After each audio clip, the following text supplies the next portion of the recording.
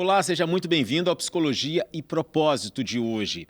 Olha, gente, eu estou muito feliz com os retornos, feedbacks que a gente tem recebido de todas as edições do nosso programa Psicologia e Propósito. Amigos de todo o Brasil têm mandado mensagens, compartilhado, conferido não só no YouTube, mas também os bastidores que a gente publica no Instagram do canal CJC. Obrigado você por estar sempre conosco aqui. É bom demais poder contar com essa grande família. Hoje, a gente vai trazer um assunto extremamente importante. Todas as vezes que eu ouço falar desse termo escola inclusiva, parece muito bonito, mas funciona? É real? Acontece de verdade essa inclusão? Ou é apenas um lugar que joga todas as crianças lá dentro e, Deus é quem cuida? Pois é, Deus cuida, mas os profissionais precisam fazer também a sua parte, mas precisam ter estrutura. Existe isso, principalmente para aquele portador do transtorno do espectro autista, o famoso TEA. Como é que funciona essa escola inclusiva para esse público?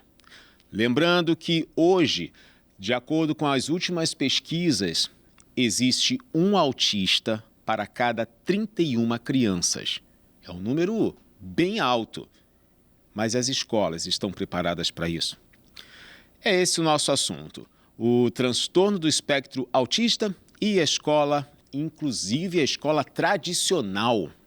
A gente vai separar, explicar cada uma desses termos para a gente conseguir entender e o que seria o melhor. Quem conversa comigo hoje é a psicopedagoga Mariane Ribeiro, está aqui comigo hoje. Bem-vinda.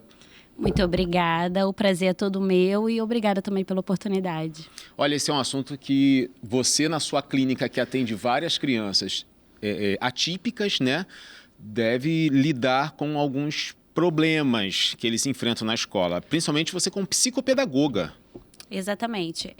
A nossa área está ligada à aprendizagem, né, infantil, e a gente acaba encontrando algumas dificuldades com relação à escola, né? Sim. Porque a escola, ela não está totalmente preparada para a inclusão, né? A verdade é essa. Eu também sou professora, né? Então, eu também tive a oportunidade de lecionar e saber como funciona também, né? Ali, literalmente, o trabalho com autistas, não só com autistas, né? Mas com todos os transtornos, né? Sim. E é complicado.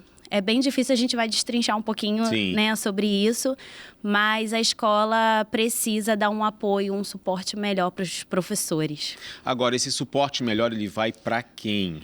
Por que precisa? Quem é que precisa? Olha, pela lei, existe o direito das crianças atípicas terem monitoria, terem uma pessoa ali para mediar durante a aprendizagem, interação social.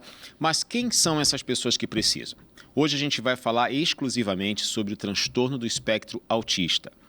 De alguns anos para cá, esse termo, que era chamado apenas de autismo, estava dentro de uma categoria no código, né, de todas as patologias e psicopatologias, mas de 2013 para cá definiu-se transtorno do espectro autista, englobando todas as variações do próprio autismo. Aquela síndrome de Asperger passou agora a fazer parte do TEA. Gente, o autismo não é uma patologia, como a gente chama, né? Embora não é uma doença, porque não existe cura, não existe um motivo que cause. Porém, é um transtorno no neurodesenvolvimento. A criança já é desenvolvida desta maneira. A mente, o cérebro, a estrutura cerebral já é construída no ventre, no útero da mãe, de uma forma atípica, diferente daquilo que é o típico. E por isso tem algumas particularidades. Agora, o autismo não é uma uma questão nova. Na verdade, ele era, no passado, chamado de esquizofrenia, né? E aí as pessoas não sabiam o que fazer, colocavam internados, enfim. Era uma barbaridade que faziam no Falava de passado. demência também, né? Pois é. E por isso, muitos, quando recebem o diagnóstico do TEA, né, para o seu filho ou filha, se choca porque não acompanharam, e também ninguém tem obrigação de acompanhar as novas terminologias das patologias. Mas a primeira coisa que vem na cabeça, então é um esquizofrênico, é um maluco, é alguma... Não, gente, tem nada a ver isso. A questão toda é que a criança ou adulto, né, que é portador do TEA, ele tem algumas características. Uma delas é a maneira de interação social, né? O que mais você destacaria? Afeta literalmente a linguagem social da criança, né? Não só a verbal, mas também a não verbal. Isso, exatamente. Porque o autista, ele não consegue entender que a comunicação, ele passa pelo outro. Sim. Né? Então, ele tem essa dificuldade de colocar isso. Não adianta fazer uma brincadeira que ele pode não compreender. Exatamente. O sarcasmo, a piadinha, ele vai levar totalmente ao pé da letra, né? O pé da cadeira, ele vai idealizar, vai ter aí na mente dele que a cadeira tem um pé. A casa caiu. Vai falar assim, nossa, acabou? Não é? A questão, um outro detalhe que também diferencia muito na aprendizagem é que o TEA, ele tem uma limitação na imaginação. Ele não é de imaginar a coisa, porque ele é muito realista. Exatamente. Né? Então, o que difere ainda mais, e talvez não que atrapalhe ou prejudique, mas que é um desafio para o professor dessa escola tradicional receber um portador de TEA, é porque na escola é muito comum a gente usar a imaginação das crianças. Exatamente, isso. No consultório, eu tive a oportunidade de trabalhar, de alfabetizar um autista, e ele tinha 13 anos e até hoje ele é nosso paciente, né? Ele, quando chegou para você, ele não sabia ler? Não sabia ler. É não mesmo? sabia escrever. E estava na escola? Estava na escola, inserido na escola inclusiva? É uma escola que se dizia inclusiva, mas... Eu acho isso o máximo, gente. Eu acho, assim, fantástico essa escola inclusiva que não inclui ninguém. Exatamente.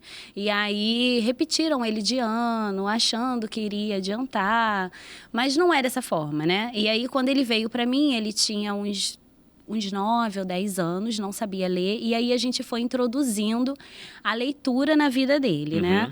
Então, mas precisava fazer sentido para ele. Por que ele estava lendo aquilo? Por que ele estava precisando escrever, né? Então, tinha que fazer sentido. Se não fizer sentido, ele não se agrega daquilo, exatamente, ele não toma posse daquilo. Isso. E ele tinha como eu vou dizer, uma preferência, né, por times de futebol, né? E então a gente começou a utilizar isso e sabia tudo, idade de jogadores. É mesmo? Sabia tudo sobre times, enfim. E da onde se ganhou, se não ganhou, ele acompanhava isso. Exatamente, isso aí. Uau. E aí a gente começou a utilizar isso em prol da leitura. Então ele gostava muito do Flamengo, gosta ainda, né, bastante. E além disso, além do autismo, ele ainda tinha a dislexia e a mutei seletiva. Então ele não falava com ninguém na escola, não falava com os professores, não falava com os terapeutas. E aí a gente começou a trocar bastante. Eu tive que estudar bastante sobre futebol. Imagino. Pra gente começar a trocar. E aí ele começava a conversar e foi aí que a gente conseguiu. Com você ele falava? Comigo ele falava. A mudez seletiva é aquela, eu falo com você, mas eu não falo com você, Exatamente, isso aí. E durante 4 anos na mesma escola, ninguém nunca escutou a voz dele. E aí a gente precisava ir na escola e dizer, olha, ele sabe ler. Tá, e como fazia um trabalho com ele de leitura se ele não expressava? Porque ele era verbal. Né? Ele se comunicava oralmente, mas deixava ele jogado lá. Era assim que funcionava. Eu conheço casos, tem um paciente de 11 anos que também não sabe ler. Ele reconhece algumas letras. Só que ele está comigo na psicoterapia, né? Na psicologia, não na psicopedagogia. Então eu encaminhei ele para psicopedagoga da Fundação para que pudesse dar essa extensão, porque eu não posso fazer isso. Né? O meu é de emoção, é regulação de raiva, é tratar de pensamentos automáticos, essas coisas assim. Agora, ele está no 7º ano e não sabe ler.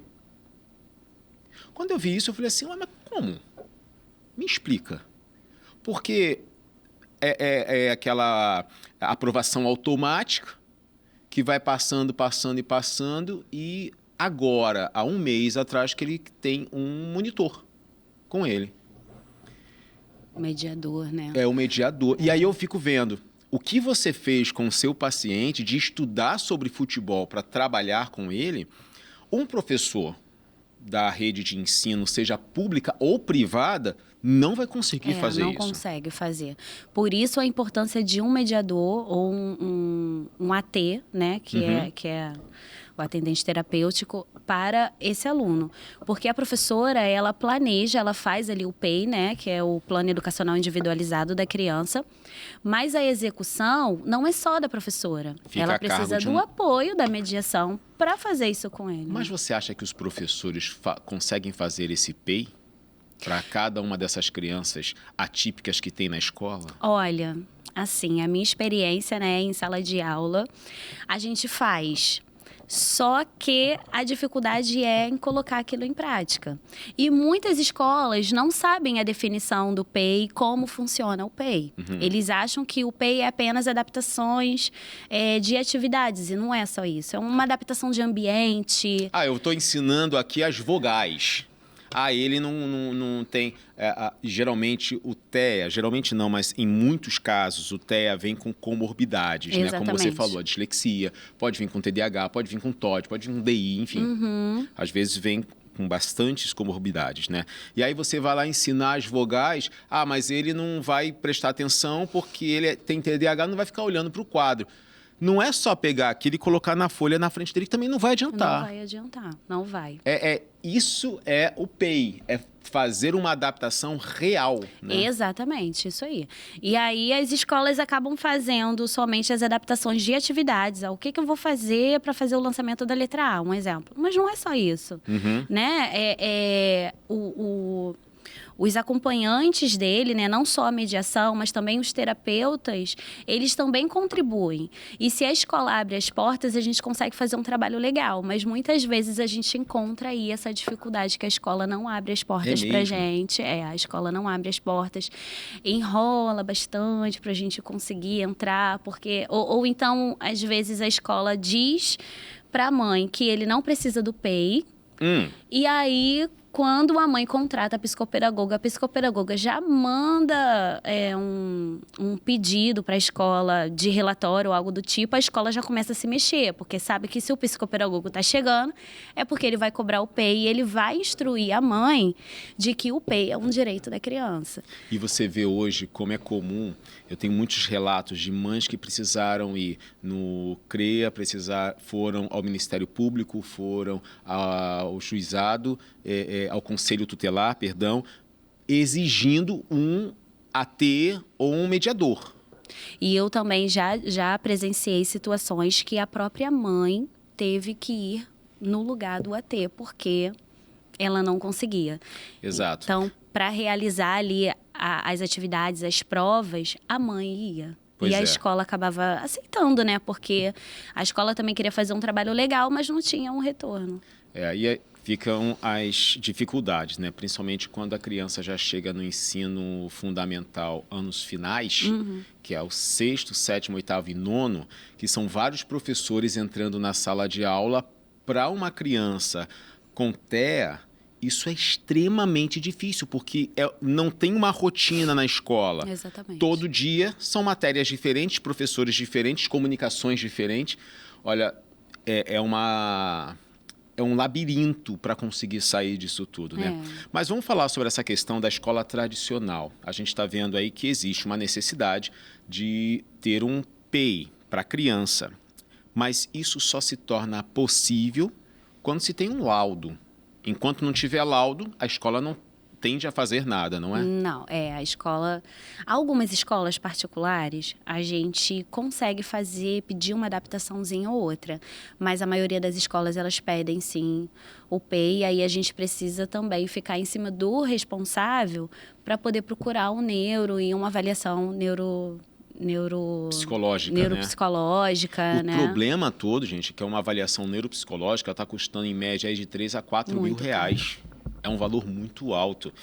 Lógico, não é uma sessão só, né? São algumas sessões que o neuropsicólogo ele fica com a criança para fazer vários testes e analisar e dar um veredito. Exatamente. Né? E aí, imagina... quem está na fila do CISREG para conseguir fazer essa avaliação. E o fato é que sem esse laudo também não dá entrada no LOAS ou no BPC, não dá entrada em nada disso. Não dá em nada. E fora que, por exemplo, esse meu paciente em questão, ele vem de uma família que precisava do BPC LOAS. Olha aí. Porém, ele já tem o quê? 4 anos que ele recebeu o diagnóstico e até agora não saiu o BPC dele. Não. É um sistema burocrático que eu não consigo entender, tá? Além da minha capacidade. Eu devo ser muito burro para entender isso ainda. Mas, muito complicado. Demais. Mas assim, a criança conseguiu o laudo. Ela tem um laudo e ela vai para a escola. Nem sempre, quando ela chega lá, tem esse mediador, não é? Exatamente. A mãe precisa brigar muito por um mediador. E a gente não está falando só de escola pública, a gente fala também da escola particular, que o pai paga. Também tem dificuldades, às vezes, de ter um AT, por exemplo. Gente, AT, o atendente terapêutico, é uma das atividades que tem crescido muito. Uhum. É um curso rápido e muita gente pode... se formar nesse curso para poder trabalhar, né? É um bom salário, né? É trabalhoso, mas vale muito a pena, tá? Só abrindo a porta aí, né? Dando uma ideia para quem não sei o que eu vou fazer, eu acho interessante a ideia de educação, gosto de saúde mental. AT é um curso bem interessante. O AT, ele ou pode ser disponibilizado pelo plano de saúde, ou ele pode ser pago particular pelo responsável, né? O que a escola oferece, o que a escola deve oferecer é o mediador. E aí, no caso, geralmente são pedagogos, né, formados e que gostam da inclusão. Não é o tio que apareceu ali do nada, que não tem formação, que você tem um ensino médio, beleza, então vem. Não é esse. Ou uma estagiária, que é o que a gente vê bastante. Também não pode estagiária. Não é o certo, né? A pessoa precisa estar preparada para aquilo, né? E é muito difícil a gente conseguir, e mesmo indo lá e conversando, e a mãe indo, conversando com a direção da escola, ainda assim é muito difícil. E aí a gente vê que a escola tradicional não tem, geralmente, né? E a maioria dos casos, não tem essa estrutura para ter um mediador para cada criança, porque não adianta ter um mediador. Eu já vi escolas, e você já deve ter visto muito mais do que eu, escolas com 300 alunos, 400 alunos, tem 7, 8 atípicos e só tem um mediador. Isso acontece. Como é que esse camarada consegue se dividir em 7 para dar conta? Porque nem sempre os 7 estão na mesma turma. Né? Às vezes está um no 4º ano, no 3º, no 2º, e ele fica igual um doido andando de um lado para o outro. E mesmo que eles estejam na mesma turma, é muito difícil, não dá. Hoje, na verdade, assim, a realidade... Poxa, se a realidade fossem 7 numa escola toda, seria ótimo, né? Mas, às vezes, a gente pega ali professora, quando a gente chega para conversar, a professora não tem só aquele nosso paciente. Ele tem ele mais uns 4. E aí, são 4 P's diferentes que ele faz, mais o planejamento da turma. Sim. Então... Só o planejamento da turma já dá um trabalhão. Exatamente. Né? E fazer 4 P's diferentes. A questão, gente, é que o TEA é extremamente diversificado. Né? Uma criança é verbal, outra é não verbal. Uma criança tem hipersensibilidade sensorial, a outra tem hipersensibilidade auditiva. Então, não dá nem para fazer um PEI padrão. Não. É porque o PEI, ele é individualizado, né? Mesmo, né? Literalmente. Vou tirar uma cópia aqui e vou fazer a minha... Não funciona. Não funciona. Se você tiver 3 TEAs na sua clínica, você vai fazer 3 trabalhos diferentes com eles. Isso, é isso. Mesmo que tenham a mesma idade, tenham a mesma classe social, você vai fazer 3 trabalhos diferentes. Exatamente, é diferente, porque existem o TEA, que ele gosta muito, que ele aprende muito por imagens. Tem outros que aprendem muito escutando, ouvindo uma música, brincando. Então, com cada um deles, a gente age de uma forma realmente diferente. Agora, imagina dentro da escola com 30 crianças. É muito difícil. É muito difícil. E tendo que dar conta, às vezes, o professor ou a professora está sozinho, literalmente, dentro da sala de aula. É né? assim que funciona.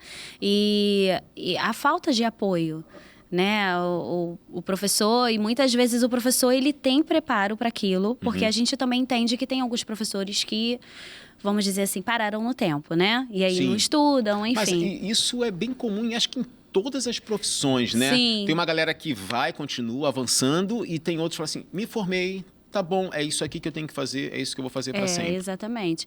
E aí nós temos também aqueles professores que são formados e que querem fazer um trabalho legal e que acabam adoecendo porque não conseguem colocar em prática aquilo que planejou para a Aí criança, ele que vai pro né? médico. Exatamente.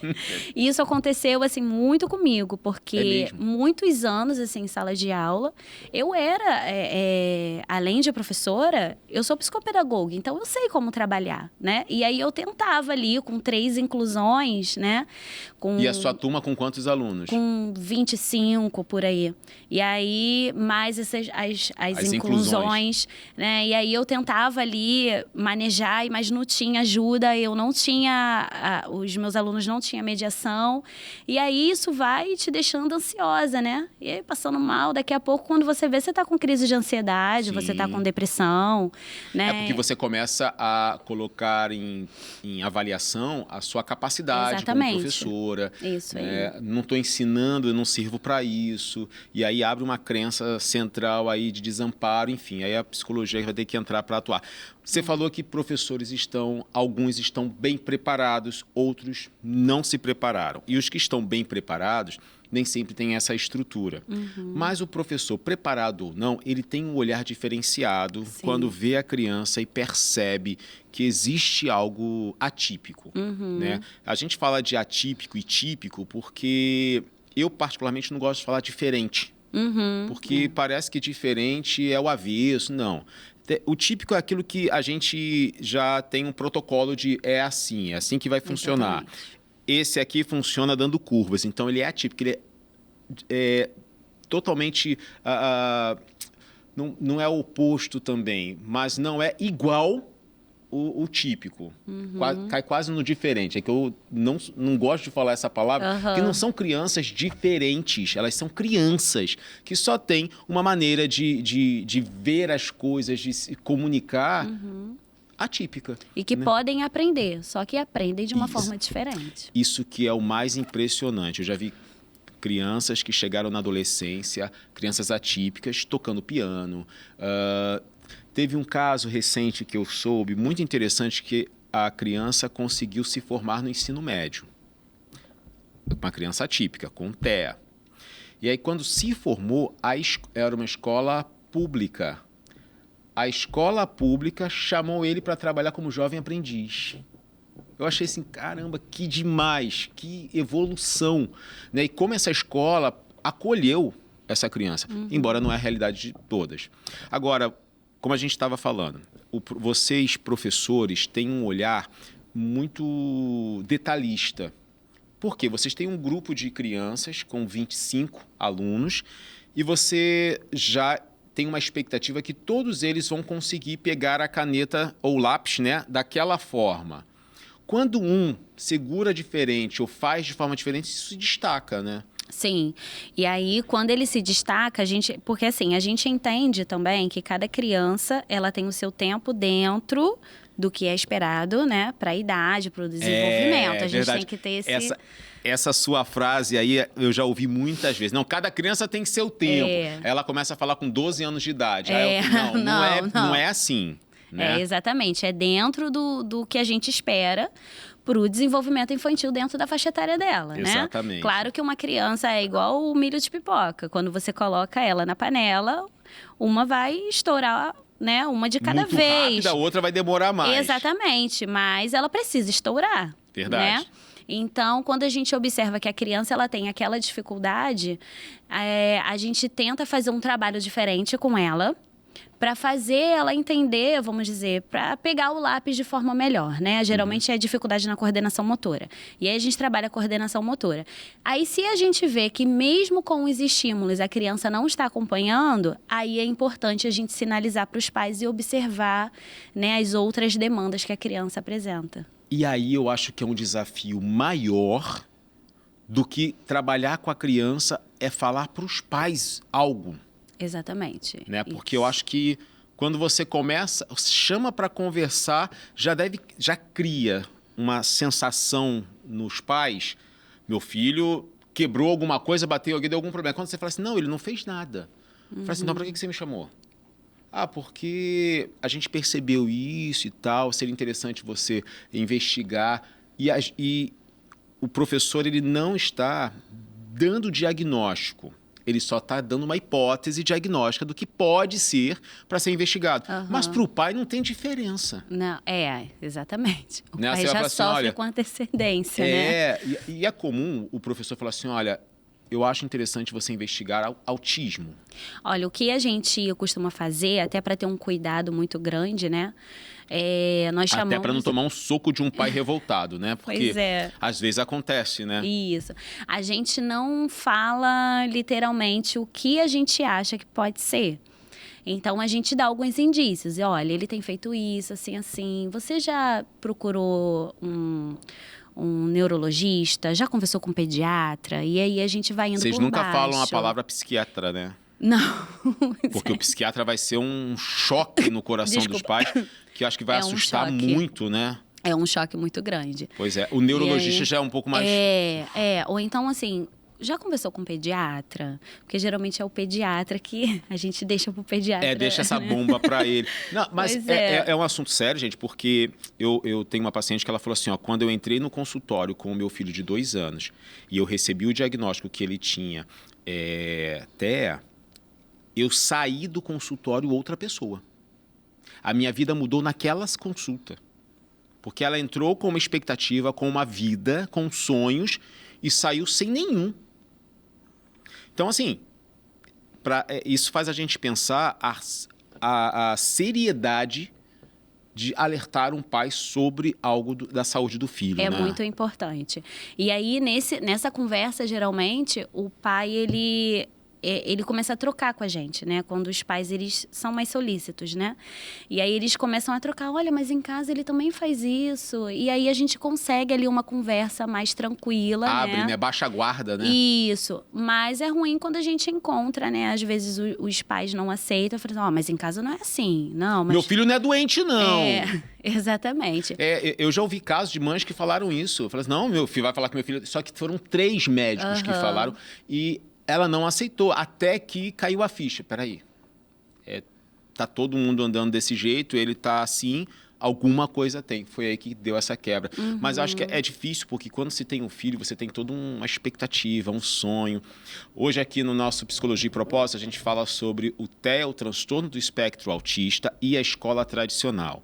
Eu estou aqui com a Mariane Ribeiro, ela é psicopedagoga e a gente já falou nesse primeiro bloco sobre as características do autismo, né? O cuidado que professores têm com a criança dentro de sala de aula, essa integração na sala de aula com outras crianças típicas, a necessidade do mediador, do AT, né? Quando se tem condições de ter um AT, e a variedade de trabalhos que podem ser feitos com eles ali dentro de sala de aula, que cada um precisa de uma estrutura para fazer esse bom trabalho. E a gente finalizou agora falando sobre a maneira que um professor, que é o primeiro que vai conseguir perceber, mais do que o pediatra, exatamente, porque o professor fica 4 horas por dia, 20 horas semanais, não tem como ele não perceber, mas é o primeiro que vai dar a notícia assim, ó, acendeu a luz amarela de atenção, de alerta, né? Hoje, conversando com Mariane Ribeiro, psicopedagoga, ela está trazendo a realidade de uma criança com TEA, o transtorno do espectro autista, dentro da escola. Porque a gente pensa que na escola vai ser bom ele estar ali integrado com todo mundo, porque vai se comunicar, vai interagir, mas não é isso que acontece, né? Essa interação para um TEA não é fácil. Exatamente. É muito, muito, muito complicado, e ainda mais quando ele está inserido com outras crianças, né? Ele quer se comunicar e acaba não conseguindo, acaba se comunicando por gestos ou batendo, né?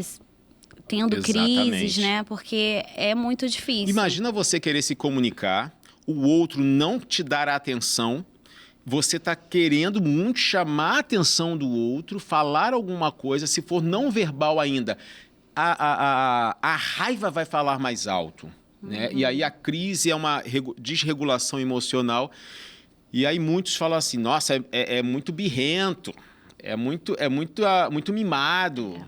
Gente, não tem nada a ver. Crise é uma coisa, birra é outra. Mas, Mariane, a gente falou no bloco passado sobre essa interação e o trabalho dos professores dentro de sala de aula. E a gente viu que o professor é o que consegue perceber, né, algo atípico, algo que é fora do comum. Agora, você pontuou no início do nosso programa sobre as adaptações do ambiente. Que tipo de adaptações são essas? Geralmente, para o aprendizado, né, claro? Sim, sim. Geralmente na sala de aula, como que a gente faz, né? O ideal é que a sala de aula não tenha muitos recursos expostos, né? Porque quanto mais o autista for estimulado, para ele é muito difícil, né? E aí ele não consegue se concentrar no que realmente precisa. Então, aquela sala com poluição visual, com muita informação, isso desregula. Essa poluição visual, você se refere assim, vários trabalhinhos colados na parede, mapa do Brasil, a centopeia com as medidas de cada criança. Exatamente, muito estímulo sensorial. Isso daí é muito complicado para eles, né? E se ele ainda tiver alguma comorbidade, como TDAH... esquece. Já foi. Vai ficar pior preso ainda. Em tudo aquilo. E aí acaba sendo uma criança que não consegue ficar dentro de sala de aula. Porque o que a gente vê muito é assim. Ele tá chorando, tira ele de sala. Tira ele de sala. Não, mas a gente não pode ficar dando muito reforçador para a criança, né? Porque ele, mesmo sendo autista, ele percebe, ele sabe. Então eu quero sair daqui, vou fazer isso para ele, porque eles são inteligentíssimos. Uma vez que você faz... Gente, isso não precisa nem ser ensinado. A criança acabou de nascer, ela tá com fome, ela chora e você dá leite para ela. Ela vai condicionar muito rápido, tô com fome, vou chorar, vou ter o leite. Exatamente. Tô sozinho, quero o colo, vou chorar, vou ter o colo. É isso aí. E aí, o que a gente tem que fazer é o seguinte, pensar, a criança ela está sendo incluída dentro da sala, né? Então, essa sala precisa estar estruturada para receber, né? Esse aluno autista. Então, ele precisa de espaço para transitar na sala, se ele precisar. Ele precisa ter menos estímulo, né, visual. Não pode ser uma sala muito barulhenta. Existem algumas escolas que a gente consegue até algumas adaptações, por exemplo, o sinal do recreio. Ou o sinal de troca de tempo, né? De um professor para o outro. Isso desregula a criança. Por conta do som, né? Isso, exatamente, porque é muito alto. Então, a escola, isso foi muito legal. A escola, ela se reorganizou de forma que eles não utilizam a sirene. O sinal, Ou então, aí o que eles começaram a fazer? Os inspetores passavam nas salas para avisar. Uau, que legal isso! Fizeram uma adaptação, foi muito legal, assim. Isso por causa de uma criança. E é esse tipo de inclusão que a gente espera. É verdade, né? É verdade. Então, a inclusão, ela precisa sair do papel, né? Porque ela está muito ali no papel. Então, quando a gente vê esse tipo de coisa, a gente vê assim, nossa, nem tudo está perdido, né? Porque assim, existe a lei, né, para determinar, porque assim, se da escola pública, municipal, estadual, federal, ela é inclusiva, é porque tem uma lei que obriga ela a ser assim. Não é porque estamos de coração bom, vamos incluir. Não, existe uma lei que obriga elas a seguirem. E aí você vê que a escola se adaptou para a realidade de uma criança, você vê assim, uau, que cuidado, isso é acolhimento. Exatamente. Não é frescura, gente. A questão é que muitas pessoas... Eu estava vendo uma postagem no Instagram de um senhor que vinha escrito assim, na minha época não existia autismo, era frescura. E aí, era um carrossel, né? Aí eu passei para o lado e falei assim, pois é, mas o seu amigo que quando vai nos encontros, ele sempre fica no canto isolado, é frescura? Ou porque ele é tímido e não gosta muito de falar com quem ele não tem tanto contato? O seu outro amigo que arruma as cartas da mesma forma é frescura ou ele tem a necessidade daquela organização? Ou seja, no passado, o autismo ele já se manifestava, porque já existia. A questão é que não se sabia, era frescura para todo mundo. Agora não, né? Então, assim, na escola a gente vê essas adaptações. Agora, o que os professores podem fazer, Mariane? Porque não só a criança atípica, como a típica tem ansiedade. Eu percebo que hoje a emoção base, a gente tem 5 emoções bases, né? Alegria, raiva, medo, tédio e tristeza. A mais difícil de lidar, na minha opinião, é o tédio. Porque com raiva a criança se explode. Não estou falando que pode se explodir assim, não. Né? Com medo a criança corre e se agarra no pescoço de alguém que ela confia. Mas o tédio tem feito as crianças se viciarem na tecnologia, as crianças explodirem com outras emoções porque não se sabe lidar com o tédio. E na escola, principalmente quando a criança ela é TEA, ela tem o TEA, ela lida com o tédio muito rápido e ela vai se desligando com outras coisas que são mais interessantes. O que os professores podem fazer quando tem essas fugas, principalmente quando são aquelas fugas por conta da ansiedade? Algumas escolas, elas disponibilizam uma sala sensorial, né? Uau, legal, legal. Que é bem legal. E aí você faz ali, né? Quando você termina de executar as adaptações que você precisa, aquela criança, ela pode ir lá na sala sensorial para se regular novamente, junto, né, com a mediadora. E aí faz uma atividade mais ali motora. Esses equipamentos sensoriais são de texturas mesmo, a espuma do microfone, para eles, isso regula emocionalmente, isso, né? Sim, sim. E às vezes a gente fala assim, não, mas para que isso? Agora vendem uns painéis sensoriais, né? Que dá para fazer em casa, dá para ter em casa, que é uma forma da criança em casa também que fica ansiosa, ir lá, fica rodando as rodinhas, fica ali, né, naquele momento, para poder trazer essa tranquilidade novamente, né? Também tem algumas salas que, além desses painéis, eles têm como se fossem objetos motores, que a criança consegue subir, feitos de almofada, e aí sobe, aí desce do outro lado, aí todo aquele ambiente tranquilo, fresco. São equipamentos que dá para ser usado também pelo TO, né? Pelo terapeuta ocupacional, né? Que aí dá para... Gente, a mesma sala... e essa é a sala de recursos, né, que eu falei no bloco passado, elas precisam existir nas escolas. É importante. Tem uma necessidade. E eu percebo, eu tenho pacientes que vão para essas salas, só que elas são pontuais. Na quarta-feira, 10 horas da manhã. Tá aberto ali. Se ele precisar daquele ambiente para se regular, ele tem que esperar até quarta-feira, 10 horas da manhã, porque senão ele não entra. Né? A sala de recurso é um recurso diário. Isso. Não é que a criança vai poder ficar lá às 4 horas, 7 horas que fica na escola. Mas ela precisa ter um acesso com o mediador para chegar lá, né? Exatamente. Nas escolas particulares, a gente encontra de forma mais flexível, né? Sim. E aí eles podem usar. Na escola pública, a gente tem a questão da sala de recursos, a gente tem um professor para a sala de recursos, né? E aí, geralmente, são os alunos, eles vão no contraturno, né? E aí é o que você falou. Não pode nem ficar ansioso durante a aula, é contraturno. Você estuda de manhã, fica nervoso à tarde. Você estuda à tarde, fica nervoso de manhã. Ih, ficou nervoso hoje à tarde? Espera até amanhã de manhã para você ir lá para a sala de recursos. Eu não consigo entender um negócio desse. É complicado. Engraçado é que essas pessoas que definem essas regras, quando estão ansioso, corre lá e compra chocolate na hora para melhorar. Mas a criança tem que esperar o horário contra fluxo para ir para a sala de recursos. A proposta da sala de recursos é uma proposta boa e a do município funciona muito bem, assim, nessa questão até de auxiliar, todo um aparato, né? Assim, de auxiliar o aluno no que ele precisa também em relação a conteúdos. Legal. Né? Mas, assim, essa questão de ter horário é complicado. É louco isso.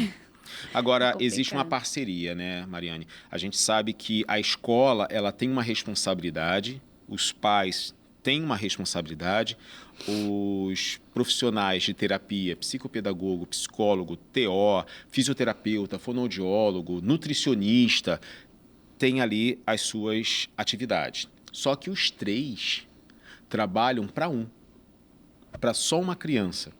Como é que eles podem interagir? Como é que a família pode contribuir e estender o trabalho das terapias em casa? Porque a criança fica mais tempo em casa do que na sala do terapeuta ou do psicopedagogo. Isso. Né? Geralmente é 1 hora semanal, 2 horas semanais, daria de caso para caso. Né? 50 minutos. É essa média. A criança fica 50 minutos com você e em casa fica muitas horas.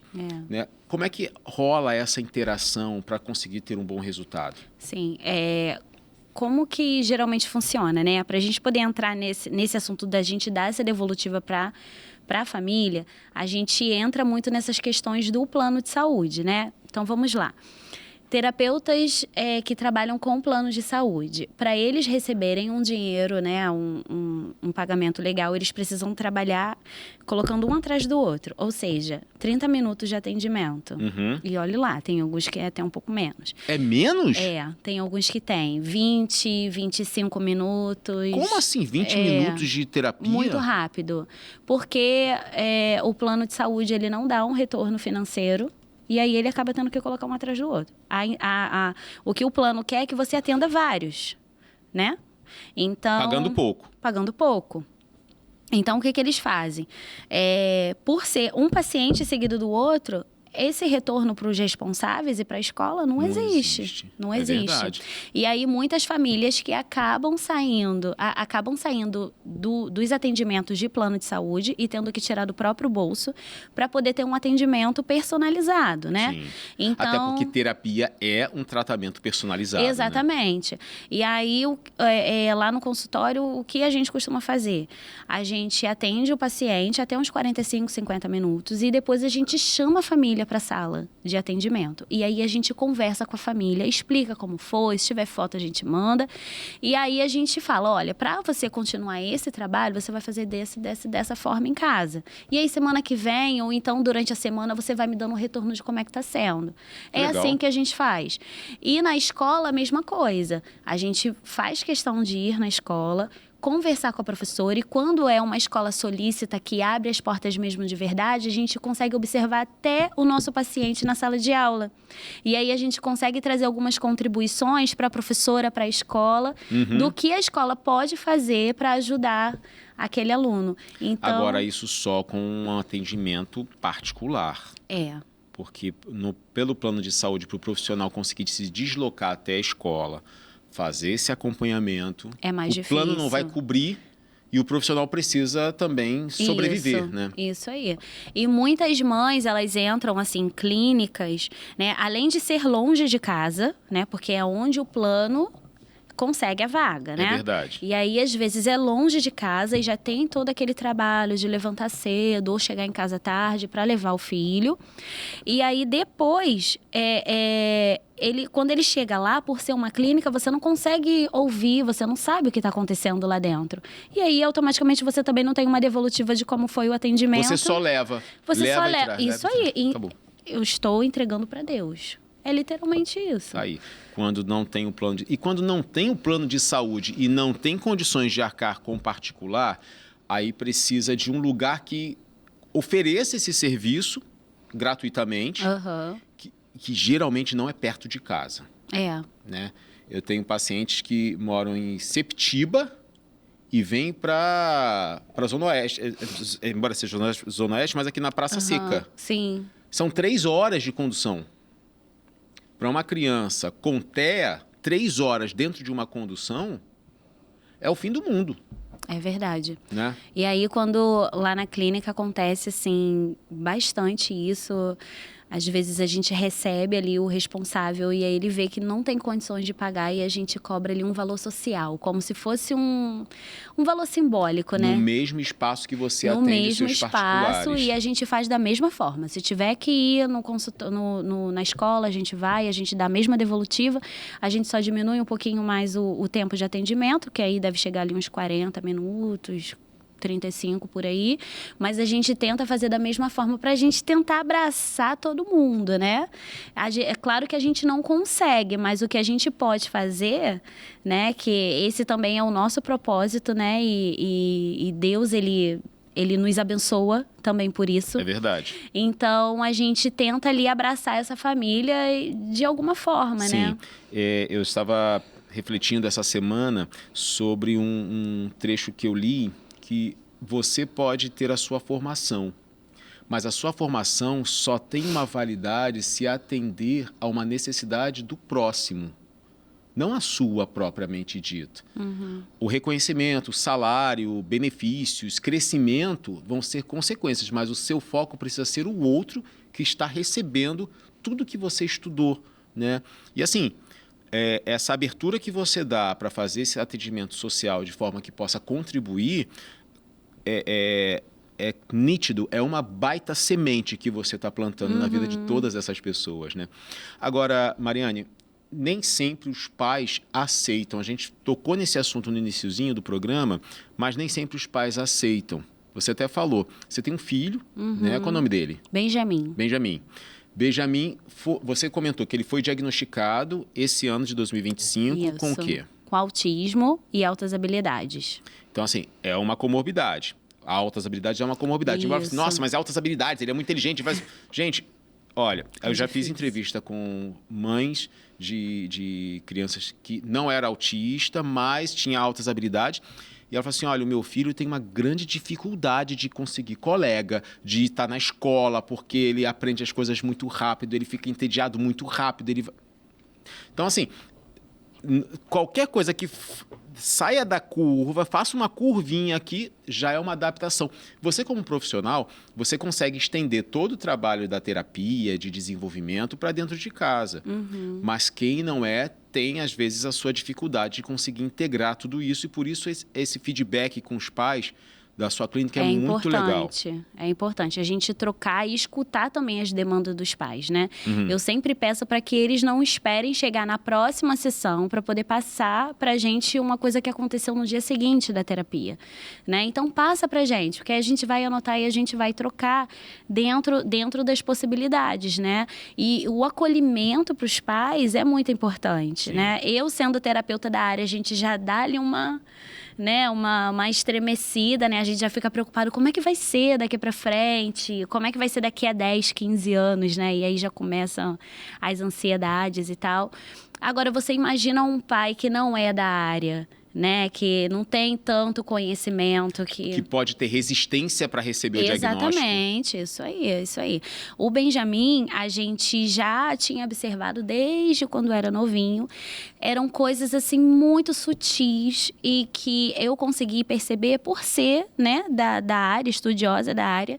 E aí eu comecei a perceber algumas coisas e aí a gente vai pontuando, vai segurando, aí vai colhendo da escola também, que é muito importante a gente ter ali o retorno da escola. É verdade. E aí eu queria levar ele num neuropediatra, assim, de referência, né? Então, eu esperei um pouco.